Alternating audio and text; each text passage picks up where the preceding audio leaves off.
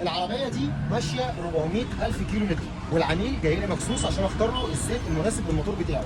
فتابعوا معايا لاخر الفيديو واعرفوا هنعمل ايه. بصوا الموتور شكله عامل ازاي. اول حاجه هنعملها هنعمل الموتور فلاش عشان احنا مش عارفين الموتور واصل لحد فين وكان بيستخدم زيت ايه. خلصنا الفلاش ودلوقتي بنرفع العربيه عشان نصفي الزيت والفلتر. كده دلوقتي احنا خلاص حلينا الزيت والفلتر وسايبين العربيه تصفي. هننزل العربيه من على الكوريك عشان تصفي.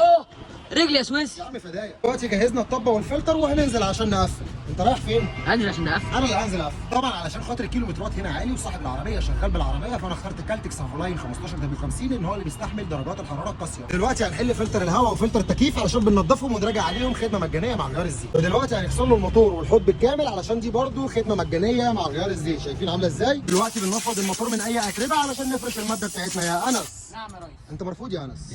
ودلوقتي احنا بنفرش الماده بتاعتنا. دلوقتي فرشنا الماده بتاعتنا ومستنيين الماده تسيح اي اتربه موجوده على سطح الموتور. قد ما قدرنا روقنا على الموتور وقلبه بقى انضف من ناس كتير. ايه ده هطلع في الفيديو؟